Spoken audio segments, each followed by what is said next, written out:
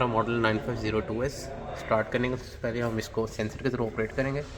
Right swipe किए, सबसे पहले आपका ग्लास ओपन होगा और आपकी लाइट ओपन होगी।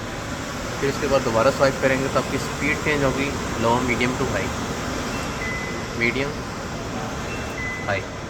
यहाँ पे करेंगे तो क्लोज़ होगा और यहाँ करेंगे तो ऑन होगा। ऑन होने के बाद इसको हम मैनुअल भी चला सकते हैं। यहाँ से हम कंट्रोल करेंगे लाइट का फंक्शन,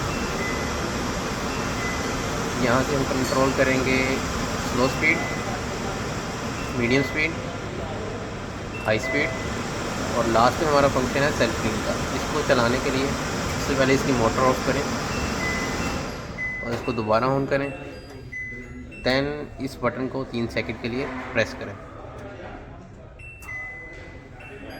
ये बटन ब्लिंक करा मतलब आपका हीटिंग फंक्शन स्टार्ट हो चुका है।